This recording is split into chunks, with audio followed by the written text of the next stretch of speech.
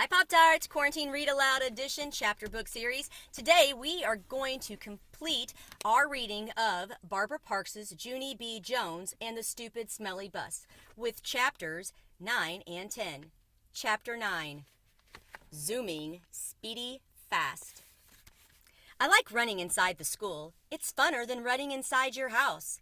In a school you can zoom with your arms out like a jet plane and you don't knock over the furniture.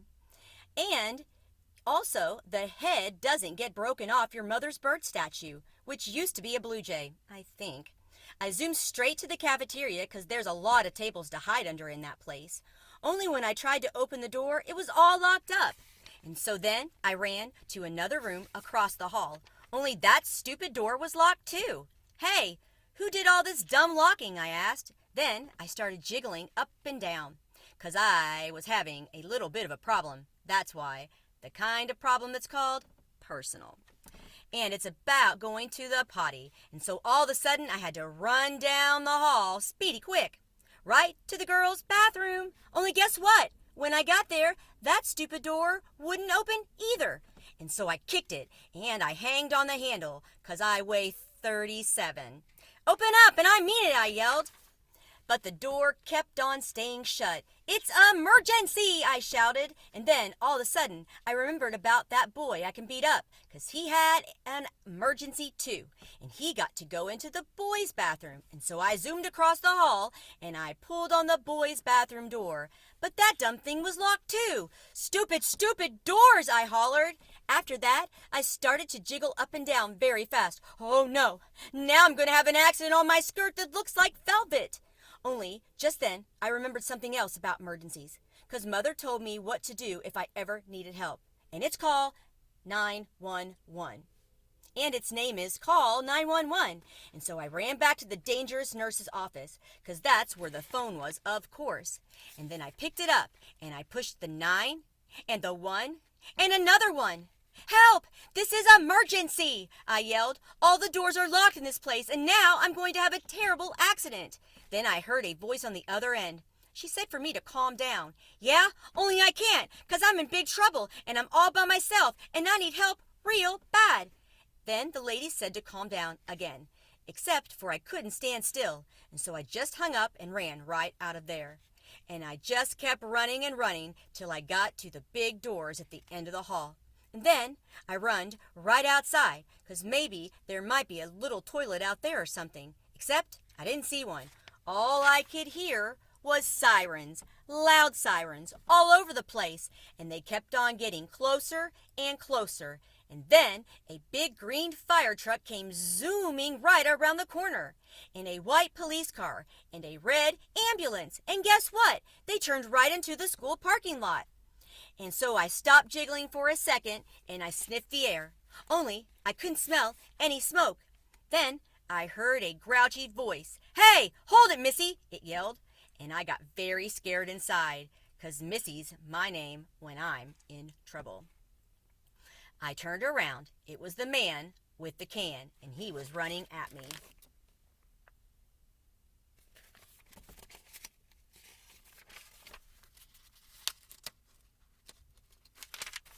Hold it right there, he hollered again, and then I started to cry. Yeah, only that's the trouble. I can't hold it, I said. I already holded it all I can, and now I'm having an emergency, and all the bathrooms are locked, and now I'm going to have an accident very quick.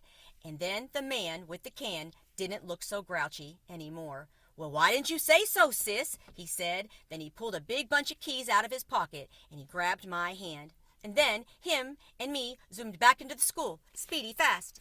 Chapter 10, Me and That Grace. The man with the can unlocked the girls' bathroom for me, and I ran right in there. And guess what? I made it. That's what. I didn't have an accident on my skirt that looks like velvet. Whew, that was a close one, I said. Then I washed my hands at the sink, and I looked in the mirror, and the gold star was still on my forehead. It looked very beautiful up there.